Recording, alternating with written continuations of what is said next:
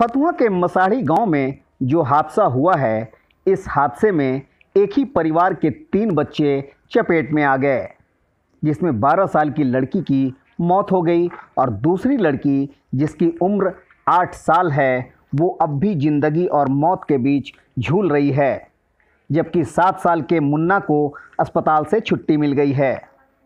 जैसा कि परिवार वाले बता रहे हैं, इन तीनों बच्चों ने भूलवश कीटनाशक खा लिया था, जिसके बाद बच्चों की तबीयत बिगड़ने लगी।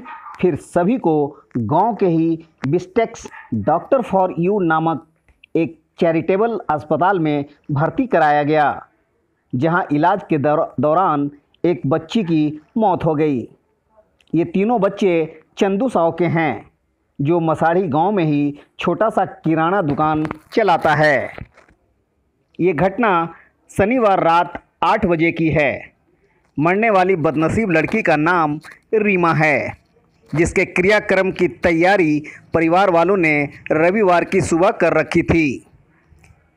परिजन गांव वालों के साथ रीमा की अर्थी लेकर निकल चुके थे, लेकिन गौरीचक थाने की पुलिस ने बॉडी को अपने कब्जे में ले लिया और पंचनामा तैयार कर डेड बॉडी को पोस्टमार्टम के लिए भेज दिया। इस कहानी का दूसरा पहलू ये है कि चंदू ने 3 शादियां की है। पहली पत्नी से कोई संतान नहीं है, जबकि दूसरी पत्नी से 3 बेटियां हैं। चंदू की 2 पत्नी की मौत जहर से हुई थी, जैसा कि गांव वालों ने बताया। फिर चंदू ने तीसरी शादी की, जिससे एक बेटी और एक बेटा है। दबी जुबान से लोग ये भी कह रहे हैं कि सौतेली माँ ने बच्चों को जहर दे दिया, लेकिन ये लॉजिक इस आधार पर मजबूत नहीं दिखता है कि सौतेली माँ को जहर देने का तर्क दिया जा सकता है, लेकिन कोई माँ अपनी ही बेटी को भला जहर क्यों देगी। मरने वाली बेटी रीमा सौतेली बेटी थी, लेकिन अस्पताल में मौत से जंग लड़ रही रानी अपनी बेटी है। प्रथम दृष्टया ये मामला मां के द्वारा जहर देने का प्रतीत नहीं होता है। फिलहाल ये मामला पुलिस के अधीन है, जिसका अनुसंधान पोस्टमार्टम रिपोर्ट के बाद आगे बढ़ेगा। इस प्रकरण में पुलिस को कोई आवेदन नहीं मिला है। शायद यही वजह है कि किसी की गिरफ्तारी नहीं हुई है।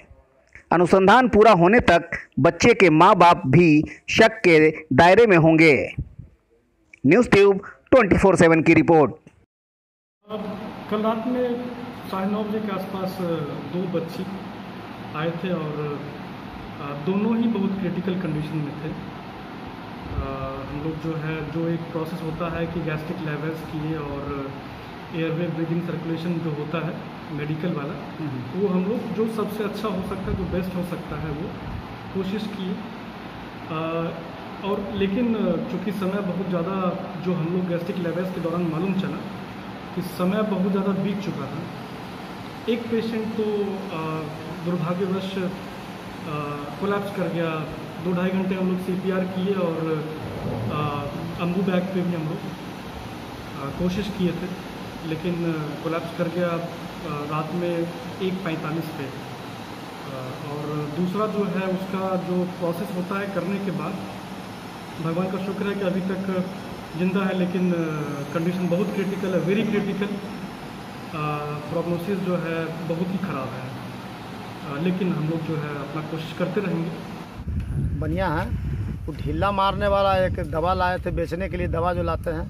अब बच्चा उसको 9 बजे रात में, 8 बजे रात में सब तो उसको फाड़ के, या खुला हुआ था, हम सर देखे नहीं है, और उसको चाट लिया है। गाँव वासी हम लोग हैं, किसी से पूछ लिया जाए। हील का दवा था। अच्छा। लाई थी बाल में लगाने के लिए। अच्छा।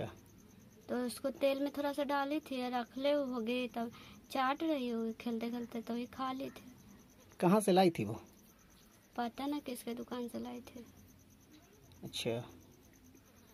तबीयत बिगड़ने लगी, मेरे साथ में सोई हुई थी, तो उसका ऑक्सीजन था ना जो पूरा तेज चल रहा था, तो पूछे कि क्या कुछ खाई है, तो वही बताई कि ढील का दवा खा लिया।